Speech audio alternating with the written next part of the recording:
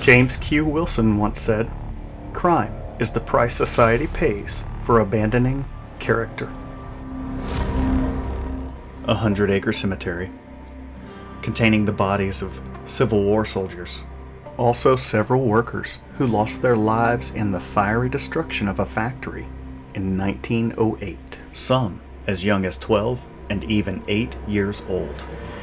We were approached by a gentleman who wanted to share some stories about this graveyard with us while we were visiting. Meet Mr. Cal Lassiter. And so this angel is here in this 100-acre cemetery. Why is the angel here? What's the purpose? It's the memorial to these 5 children here that perished in the fire at the drugstore. It's got the story actually on the back of the monument there, on the back of the angel. That I saw that. Yeah, I was reading that. That's such a crazy accident. Right. I mean, that I guess all of them there that was working there perished, apparently. You know. Wow. And in 1908, the working conditions couldn't have been. They didn't have fire alarms and all that. No. You know. No. He then proceeds to share with us the story of the Devil's Punch Bowl. And I'll tell you something else while I'm thinking about it. Okay. Y'all have heard of the Devil's Punch Bowl? No. The Devil's Punch Bowl was a refugee camp created in Natchez, Mississippi during the American Civil War. Its supposed intention was to provide temporary housing to freed slaves. Thousands were either recaptured or died from starvation and disease. We spent the night, me and my wife spent the night in this house over here one night, and we had read about the Devil's Punch Bowl, and we rode way back down here and there and everywhere. We couldn't find it. There's a little, I think it's a yellow house right there on the right. When you go right past it, it's a big gully, big gully. That's where they used to throw a lot of the slaves' bodies and stuff when they... Wow. Y'all look up Devil's Punch Bowl, that's it right there. The gully we were talking about when we... That's exactly what it was. That's the Devil's Punch Bowl. With so much history, from war, slavery, and even murder, to a 100-acre cemetery, and the aptly named Devil's Punch Bowl, it is hard to narrow down our quest for the paranormal. Stories, such as the grave marked number 13, lead us in a multitude of directions. A little girl resides here, whose parents had a hole dug next to her so they could be near her during bad weather because she was afraid of it. Florence Irene Ford died at the age of 10 in 1871 due to yellow fever. Her mother would sit with her and comfort her through the glass casket that she had specially made for her daughter. In the mid-1950s, this was concreted over to stop vandalism. Natchez, Mississippi is a haunted town, but the reason we are here has nothing to do with this century-old cemetery. Prison, a place of torment, torture, and death. People who went here did not come out alive. Constructed in 1891, this building served as the Adams County Jail for almost a century. Serving as city offices now, there are still reminders of the building's haunted past. Stories of footsteps, chains, and even cell doors opening on their own. Haunted history tours travel by here on a regular basis. One of our guestigators of the night, with Backroads Paranormal, Miss Eileen Jones, who has investigated the old Adams County Jail before. You've been here before, right? Been here a few times. Most recently I came with another team from Louisiana, DPPS, and we were on this floor of the jail, and we were right around the corner here filming, but of course, like always, you never can catch it on actual film when it happens. But we were talking about seeing a shadow figure and all, and different people have claimed to see in the area. Where'd you see that at? It was about the third jail cell right here, on the right. But we were in the walkway area around outside the jail. And the girl and I were standing there, and about that time, the shadow figure appeared right there. On camera. It never made the camera. The camera angle was facing us and was facing this way, and of course it happened So you right actually outside. physically saw this. Yes. Wow. How did that make you feel? Interested and wanting to see it again. Of course, it didn't want to show itself again, but you could definitely feel it, the little chill bumps from it and all that. Was it, do you feel like it was an inmate or a cop or a... With where it was, I would think more of an inmate. Didn't feel one way or the other what it was, but just where it was located, more so an inmate. Eileen's husband, Mike Jones, also joined us from Backroads Paranormal. How many people do you think they hung in this jail? More than one? More than five? I would think probably at least 5. 5 people? I would think so. At least. I would agree with that statement. Just by the feeling I get when I walk in here. I would agree with that statement. What do you think those gentlemen did to deserve to be hung? I would bet most of them would be for felony murder, Murder. I would think. It might have been a traitor, possibly during the Civil War or something. It was just a different time back then. I know they had... I would like to point out 2 important things. 1, during this interview, our spare camera stopped recording unprompted. And 2, we captured this growling noise immediately after the camera shut off. Listen close. Possibly during the Civil War or something. It was just a different time back then. I know they had... Is this a foreshadowing of what the night holds for us? You decide. Different time back then. Somewhere it stopped recording while I was talking. So we got battery, we got my car, we got... Dude, I know it was recording and then it just stopped and I had to just start recording. What Michael is referring to is several of our fully charged batteries would not run the camera to begin with. And outside of the room we are sitting in, Michael's car door unlocked on its own.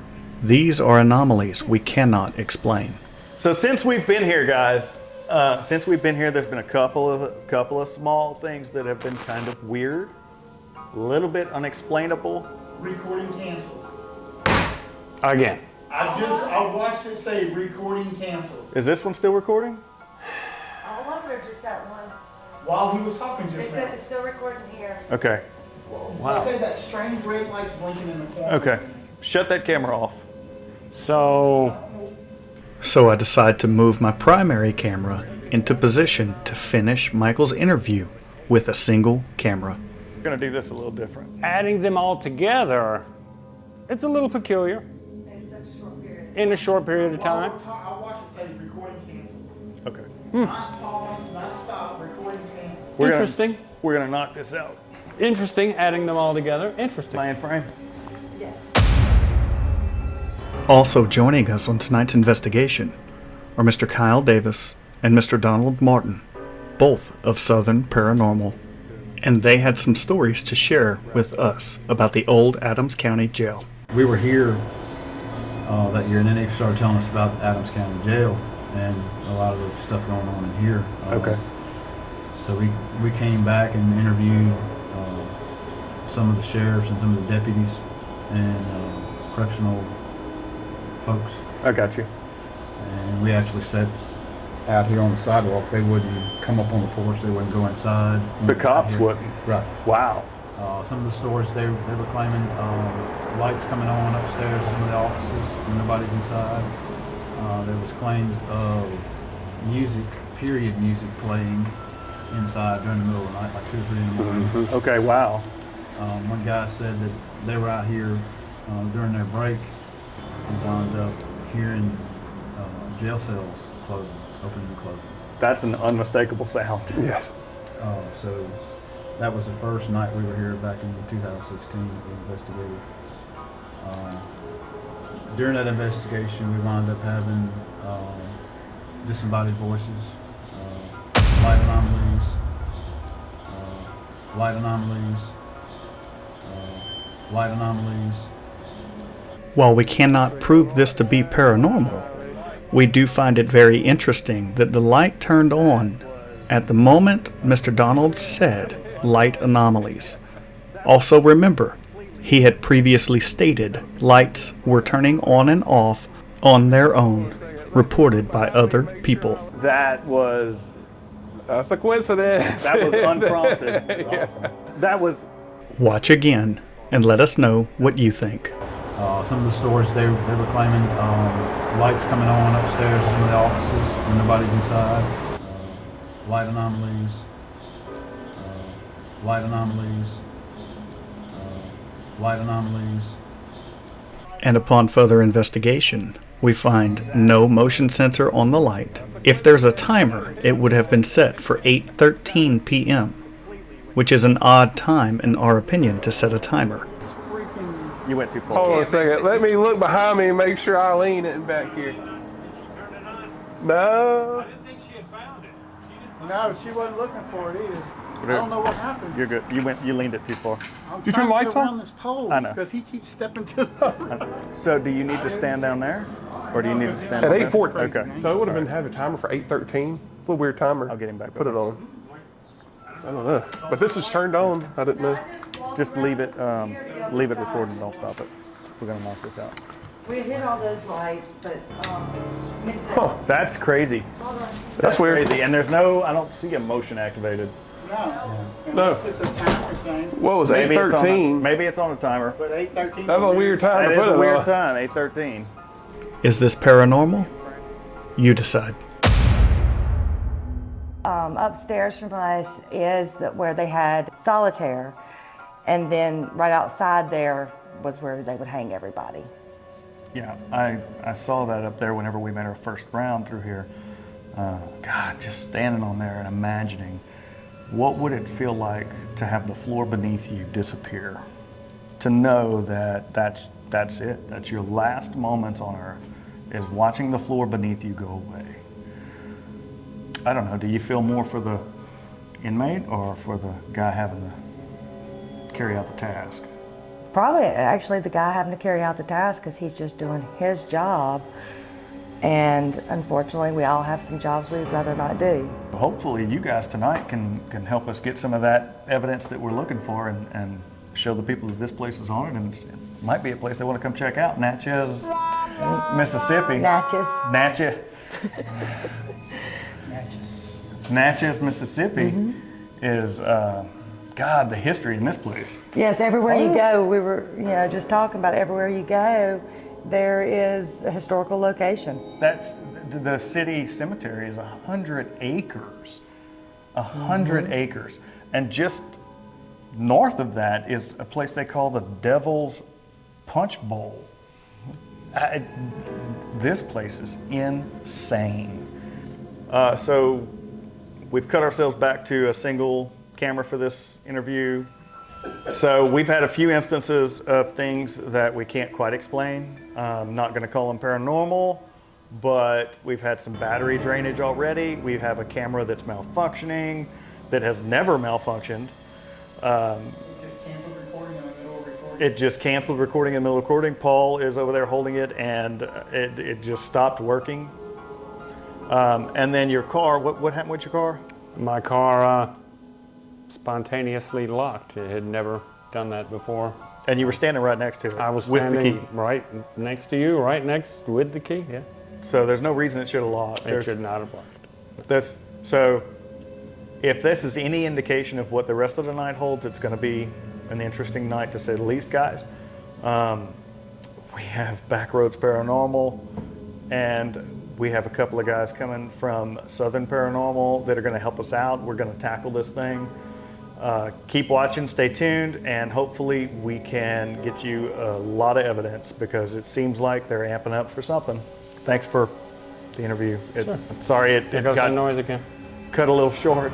That was a crazy coincidence. That was a crazy coincidence. Light anomalies and the light comes on. Absolutely. That was very cool. Milliseconds. I'm going to use that in the intro of this episode. Yeah. Just There's gonna. a lot of that stuff happening tonight. That's 5 things. That's right. So far already. If you die in jail, do you think that you are forever confined to this jail?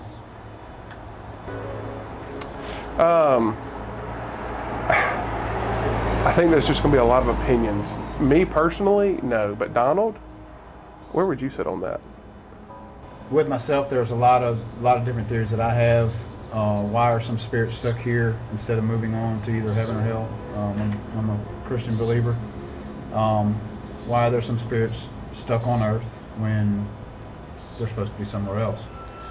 Are they confined to this place? Some may be trapped, some maybe don't realize that they can move on from this location as opposed to other locations that are haunted because of the surrounding areas. You know, they die somewhere else in the location or somewhere else in the area. And you think that maybe they're drawn to the... Maybe drawn to that place, maybe they sense another spirit in that area, Okay. and maybe They can connect. communicate. Right. Their body may have been there, and maybe they're stuck there. Maybe it's that camaraderie type deal. You know, they're not alone anymore. They're Right. with somebody else. Right. Well, and we've experienced things follow home.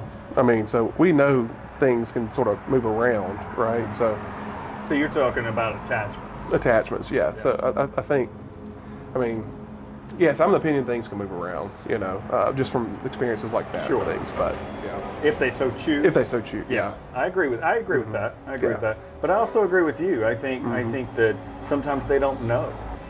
Man, we look forward. Thank you so much for coming and helping us out. This is a big place, and for just two of us would have been a long night. So we really appreciate the help. And erected in 1891, this old Adams County jail in Natchez, Mississippi is so full of energy. You can feel it just walking up these steps. Guys, this is as real as it gets, and you know us, we don't fake anything and we don't hide anything. This is raw and uncut and unfiltered. So we'll see you inside. How many people heard the sound of a gavel and knew their fate was sealed? Tonight, walk through history with us and let's find those answers out together. Come join us as we explore the old Adams County Jail.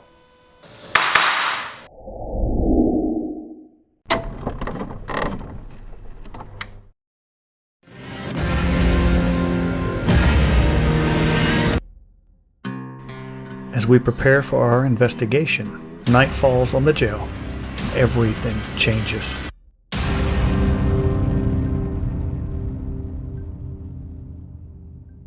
Beginning the night, Paul and myself go into the basement where the underground tunnel used to be that allowed them to transport prisoners directly to the courthouse from jail without having to go into the public. Almost immediately, we began to gather evidence. Meter's still on 0.8.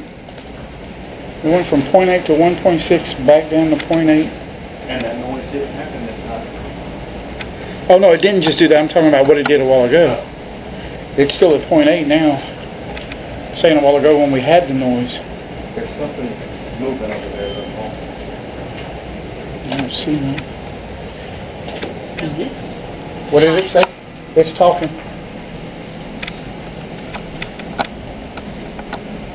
Notice tile. Something's tiled in the wall. The obelisk communicating the words notice and tiled lead us to believe that there is something on the wall tiled that we need to notice. If somebody's down here, that on the floor right there, if you walk by, it will let us know by picking up your signal, picking up your energy. Can you walk by this side, this right here on the floor?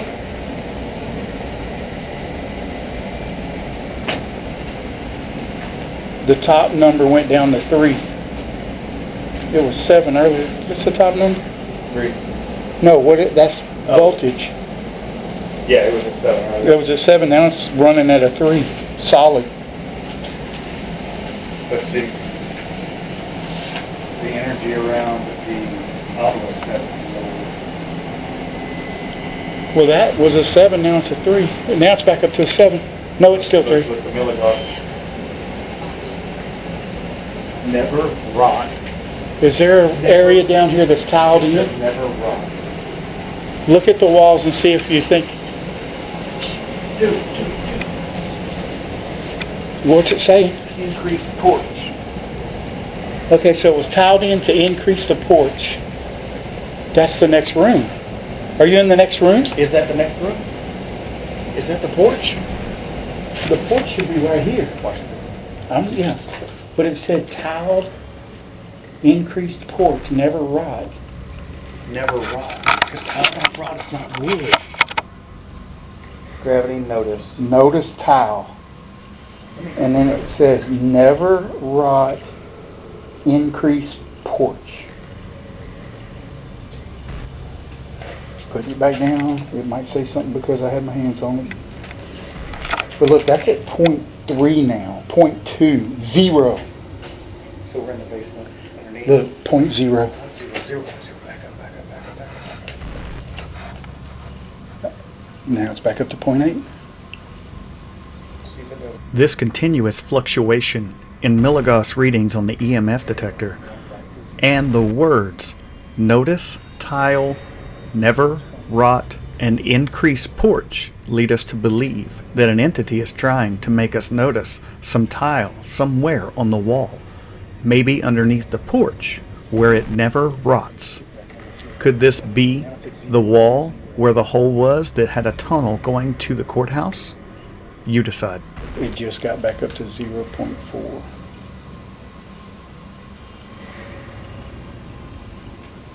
Never seen it drop to 0 before. Look, 0 I've again. never seen it go down to 0.0. Like there's always some energy in there. And look, it's coinciding. That is confirmation. The energy on the obelisk is at 0 too, because the bar is all the way to the left. I don't know if you're going to be able to see this from here. See, the energy around the obelisk is at 0, and that was down to 0.1 at the time, and 0.0. There is 0.0, and no energy around the obelisk. Interesting. There's always energy. That's kind of neat, right? Yeah, there's always energy.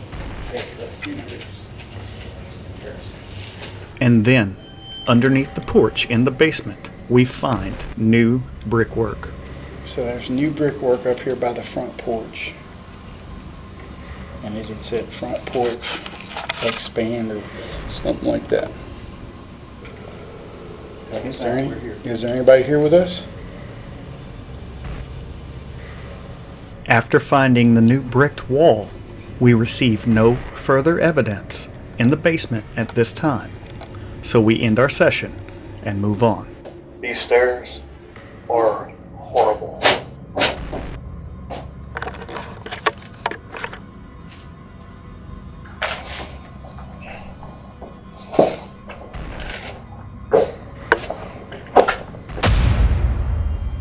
Splitting up, Paul takes Donald and Kyle upstairs to the jail cells, while I take Eileen and Michael downstairs to the basement.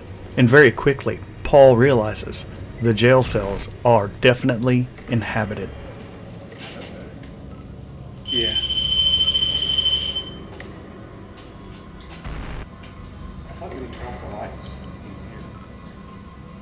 Placing an EMF trap and using a cigarette as a trigger object, they try and make contact in this cell.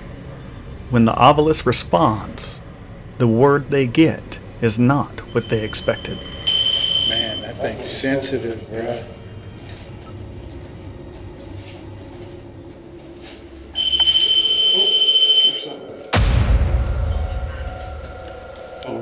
What? I told you this. Did you hear what it said? Poltergeist? Poltergeist.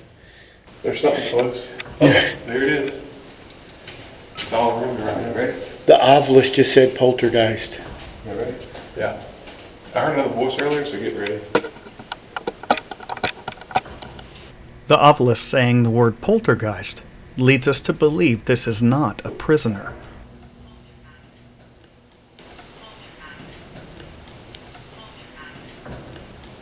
Donald decides to use a cigarette as a trigger object, placing it in the cell, hoping to get further evidence or at least interaction.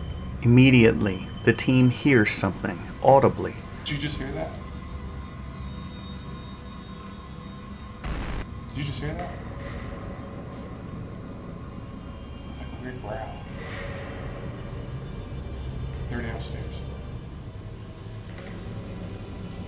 Though we did not capture it on tape, you can see their reactions.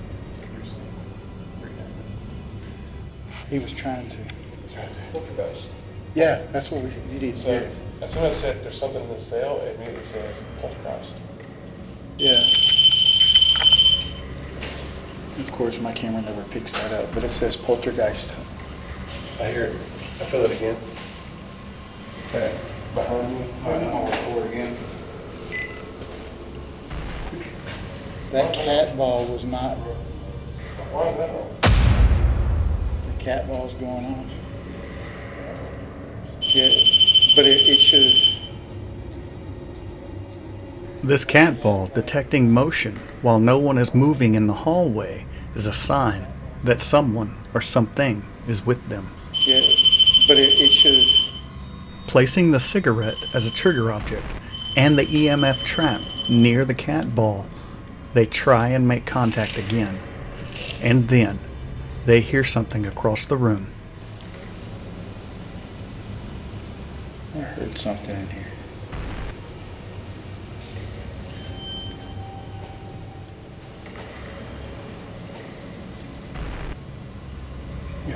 You heard click? Meanwhile, downstairs in the basement, Mike, Eileen, and myself are trying to get the entity to show us a temperature change in the basement. I'm here with Michael and Eileen, and we're going to try experiments. We brought their mel meter down here, and we have the obelisk again with my EMS detector. And we're in the same spot we were a while ago. There's the furnace behind me. So whoever was here a while ago, you were talking about the new tile on the wall, and we found that brick over there that looked new and extended the porch. Can you elaborate on that? Do you want to share some of that with us?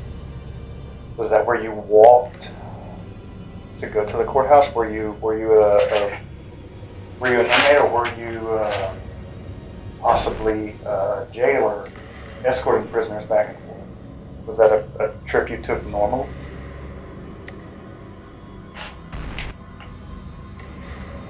There's somebody there you can talk into, and it'll tell us what your name is, if you tell it.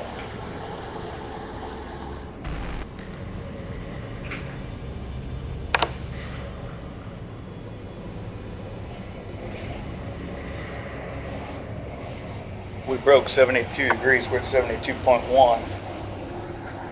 71.9. So it's up from. 70.8. Can you make the temperature hotter? Can you make that temperature go up? And then 72.4. my camera stopped recording on its own, unprompted. The camera Michael was holding remained recording, but there was no reason for my camera to stop. This happened while we were getting the temperature changes on the mel meter. And as you can see, my camera is still turned on. It just stopped recording for no reason. This is an anomaly we cannot explain. And then, as though nothing had happened, my camera started recording when we came back upstairs. So we were downstairs with Michael and Eileen. We were in the basement, and my camera stopped recording. And not only did it stop recording, it wouldn't start recording again. I came upstairs, and then I hit record. Obviously, I'm recording on it, and no issues at all whatsoever. That's very strange. I can't say it's paranormal, but it's very strange. So, I'll leave that up to you. Moving the entire group into the courtroom, we try a new experiment for spirit guides, the 360 method. Okay, we're going to start the 360 method. Eileen, could you please explain the 360 method to us? So what you're gonna do, we can start like with Paul. He's gonna ask a question, wait and see if he gets a response. Then go to each person, ask the same question. Basically what you're wanting to do is, someone may not like something but one person. Right. So let's see if they respond to one specific person to know who needs to kind of take over the conversation. But it's a coach work. Yes. We had a lot of luck with it. Do you remember? So I'll say this real quick. At Coachworks, we did the same method. It said every person's name. Do you remember this? It said, everybody go around and introduce yourself. And there was like 8 people. One was like, my name's Molly. And then, wait a second. And then my name's Henry.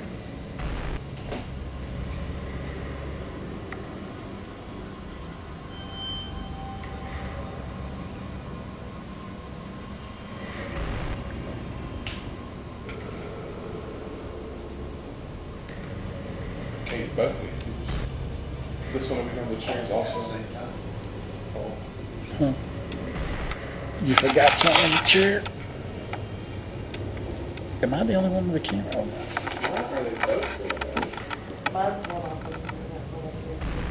This doesn't pick it. There's something sitting next to Donald. Oh, come see this, Eileen. You need to see this. Look, they're all going off. What is that next to him? It looks like 2 boxing gloves. Picking up something sitting next to Donald in the chair. We're not quite sure what to make of it. This is an anomaly we cannot explain. Do you have any idea what this could be? Let us know in the comments. Donald? Oh, come see this, Eileen. You need to see this. Look, they're all going off. What is that next to him? It looks like 2 boxing gloves. One from the left side. Yeah, it was in the chair to his right. Yeah. It was like sitting next to him, twiddling its hands on the desk. Really? That's what it kind of looked like. And then, It looks like it's under the table. it's sitting on the floor. No, there's something that we got. That's it. It's close to me, maybe right here. Go sit next to Donald. Put your hand down there. I say somewhere over here. I can feel it. Other side. No, that's his hand. It's something. And then there were 2. On your right. Right after I said, go sit Like in the next to. corner. Right after I said, go So sit you- next to. You can No, it's see on the my other feeling side. right now. Oh, Your hand. you just jumped over there. He did. So you're seeing what I'm feeling. You've never seen this SLS? How are you seeing that? This SLS? Oh, so okay. So something's behind me right now. I don't know if you can see it. So Actually, that's, yes, two. that's behind. that's what jumped up. Well, the red one is him. The red No, one's picking but up but him. look at the other one. What's He said that? it's behind him. Yeah. You got 2. Look, boom, boom. That's 2 different figures. Yeah. That's picking him. It was trying to pick him up. Oh, okay. I'm pretty sure. Like the red one's trying to pick See, up that's Kyle. 2 It's just different reversed figures. and throw me But No, off. this is- but Kyle's saying somebody's behind him. So is that a figure? This is Kyle. Okay, and look at the figure right next to it. This is what I think he's feeling. The red. Where do you feel it at? Can you put your hand in it or by it? Right now, let's just Watch his hand. say so right here. See, the red one is him. I know. This is. He says that's not Kyle. No, that's in front of the table. This picking up entities on the XLS camera. At the same time, Kyle says he's feeling something near him is validation and proof, in our opinion, that we are seeing spirits from the other side manifest themselves in the room with us. And just so you know what we're seeing, this is Kyle and this is Donald. These 2 entities are unknowns. And just like that, Are you recording on the iPad or on the?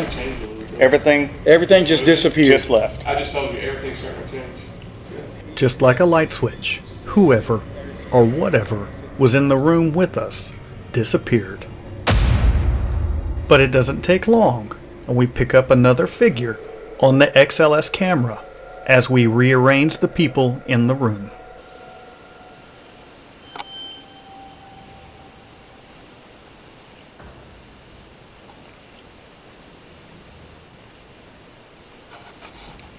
You don't like my right hand? What about my left hand? I'm gonna put it out here.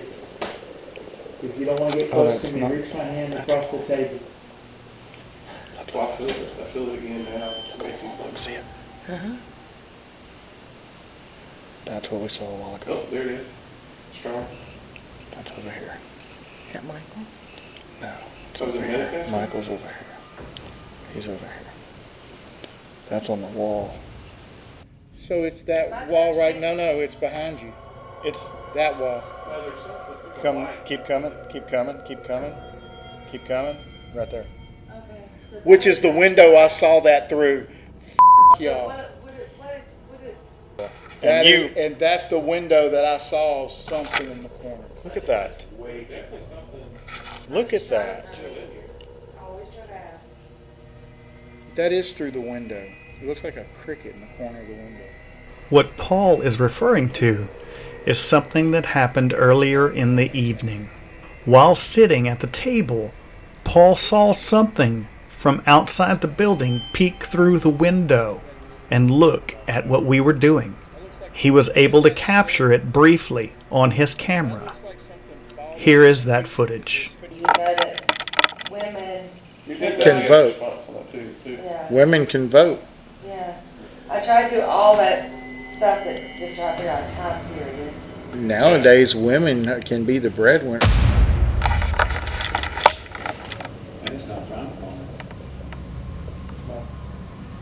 Something just peeked around that window right there. Did you catch it on camera? I don't know, but that gave me a chill. It was like, outside? yes, like not that window, Donald, the one to your right. It was like the bottom left corner. I swear something peeked around the corner. Holy crap. I've seen those before. Like right there. You're not prepared for it. And you're like, wait a second. No, it something, I don't know if that was on camera. Here is Paul's footage, slowed down. Nowadays, women can be the breadwinner.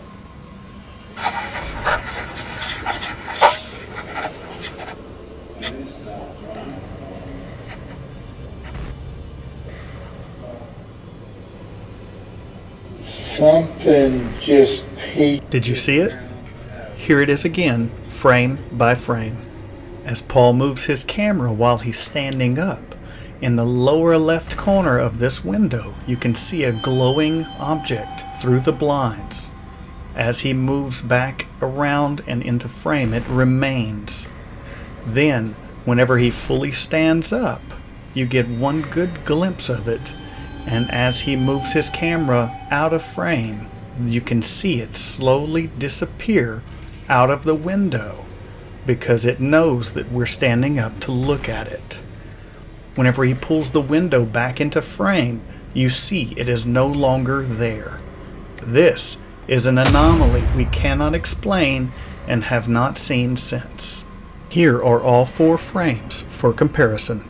Let us know what you think. In this frame, you can even see what appears to be the shape of a head. It was a what? There is a cryptid that does that. Oh, cricket. Yeah. Oh, dude, I got chills on the back of my neck. Which window? That window right here. Bottom left. The bottom, see the chairs in the bottom right? It was the bottom left. It was like it like poked around and it realized I saw it and it pulled its head back. Putting myself alone in the courtroom, I began a session with the ovilus, and the answers I receive are very disturbing. Manual murder. Were you convicted of murder? Calling for someone to come verify my findings. Nobody has a walkie-talkie on at the time. This leaves me alone in the courtroom.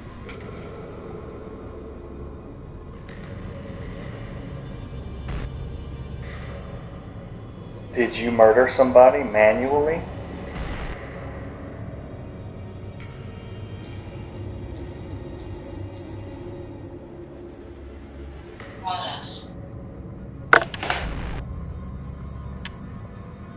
Products. And just so you can see where I set the ovilus in comparison to where I am sitting, this is the static camera in that room. So there is no interference by myself or anyone else around the ovilus. Okay. I feel really heavy now. I don't know if I feel heavy because I feel heavy or if I feel heavy because of the words that came across the obelisk. And it said manual murder products. What products? Did you murder somebody for their product? Chance. Chance. Did you take a chance?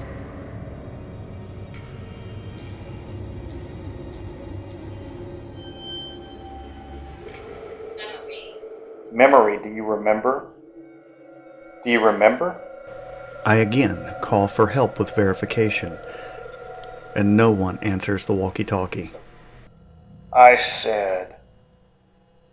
asked if they wanted to speak to my grandfather, who was a cop when he was alive, and he was always with me. And I asked if they wanted to tell him that they were innocent. And they said manual murder products. 60.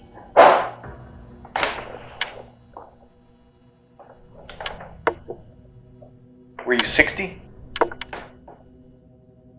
Were you 60 years old?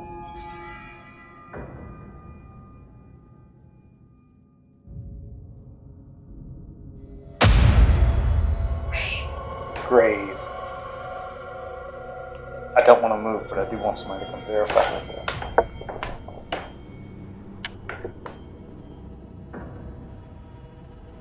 Does anybody have a walkie-talkie on?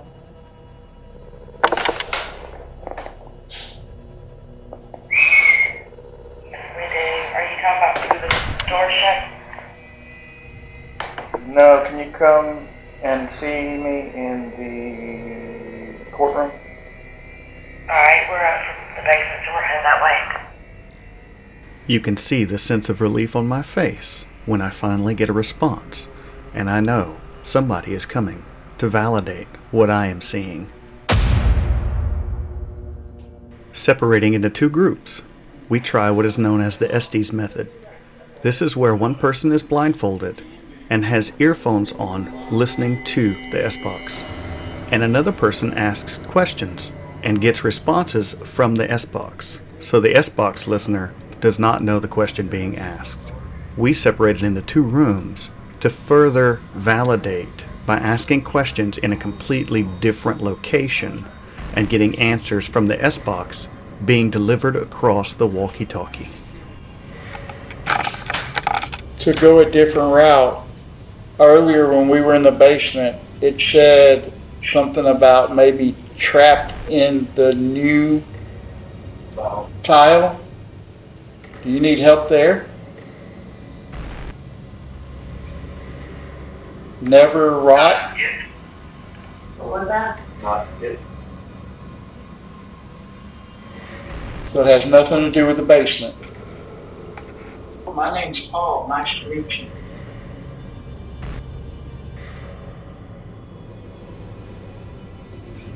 My name's Marcus.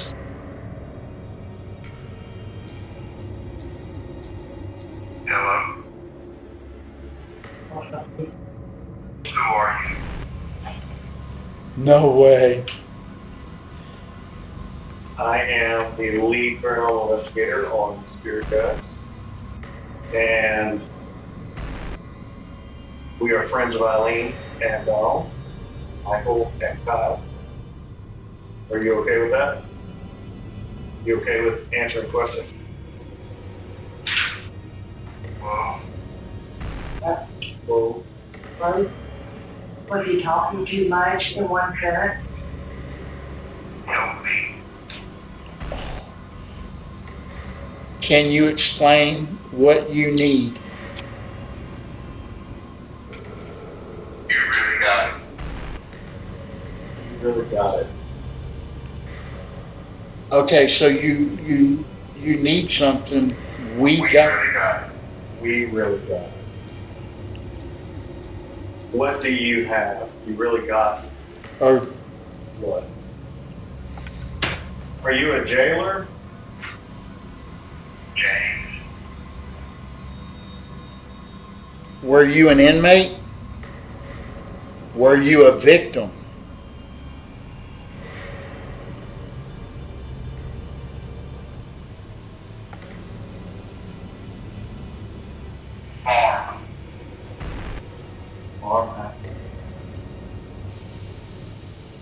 Was there stuff on your farm?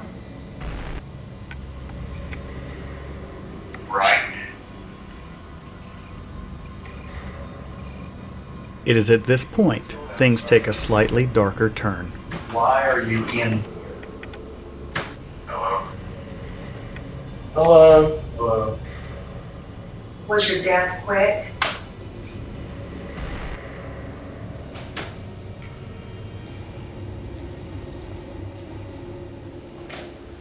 Hey. I didn't guess that. Why'd you do that? Move the chair. Get out. Oh, hell no. Are you telling us down here to get out or them upstairs?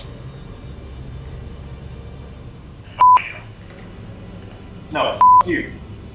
After this exchange, almost all activity ceased. There were no more answers and no more interactions. We concluded our investigation of the old Adams County Jail, thanked our investigators, packed up, and headed home. Underline. They're Yeah. underlining that. They can't capitalize it, they underline it. An old jail, a 100-acre cemetery, a place where slaves were placed and killed called the Devil's Punch Bowl, Y'all heard of the Devil's Punch Bowl? and a little girl who was buried in such a way that her parents could be with her during thunderstorms. Natchez, Mississippi, you did not disappoint. A paranormal team as investigators that were phenomenal to work with. We will be back. We will have them on our show again. And if you would like to see it sooner rather than later, tell us in the comments. This location is one that I will not forget anytime soon.